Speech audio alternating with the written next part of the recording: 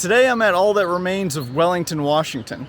The town was literally wiped off the face of the earth by an avalanche. That same avalanche ended up killing 96 men, women, and children who were in 2 trains that were stopped here at the time. Here in the Tye River Valley, near what is now Stevens Pass in Washington, tons of rusting pieces of metal can be found along the slope leading down into the Tye River. All of this is the remnants of what happened during the Wellington Avalanche in 1910, which is the deadliest avalanche in American history.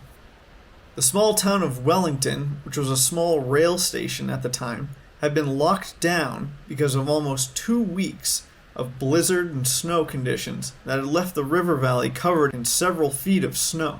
The depot workers, despite all of their efforts to clear the snow and allow trains to go through, the passenger train, the Spokane Express, as well as a mail carrier, were stuck in place for 6 days at the base of what is known as Windy Mountain, just to the west of Wellington. The storm had been so bad that it had cut communication to the town and the train station, having destroyed all of the telegraph lines leading into the area. Some passengers had walked away from the trains on foot, but most remained inside the trains, waiting for the weather to give them a break so that they could continue on with their travels. Plows that were present in the area were sent to help, but they were unable to make it through the amount of snow that had accumulated on the tracks, and small avalanches continued to bury the railroad tracks along the stretch between the towns of Scenic and Leavenworth, where Wellington was.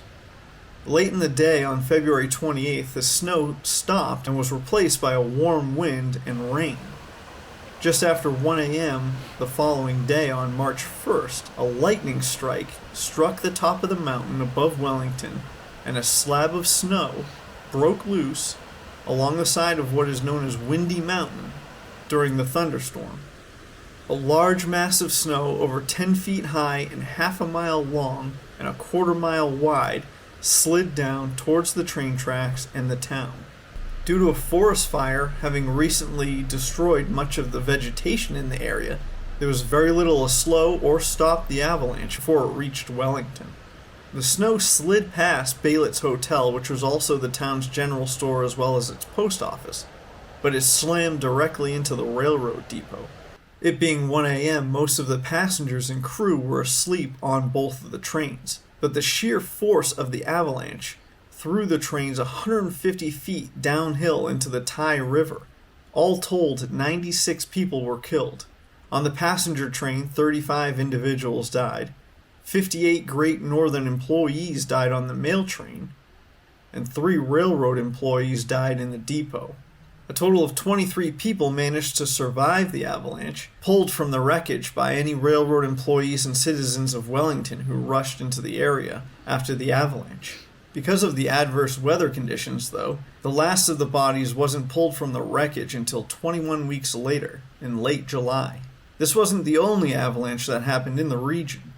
In British Columbia in Canada, 3 days later, another avalanche struck another railroad in Rogers Pass, killing 63 railroad workers. Due to the disaster, the town of Wellington was renamed Tye in October of that same year, in order to disassociate it from what had happened.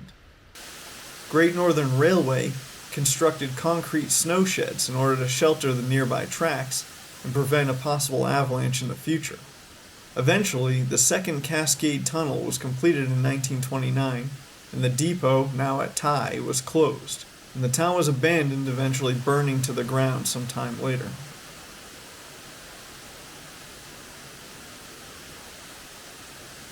Thanks for watching, and as always, until next time, get lost.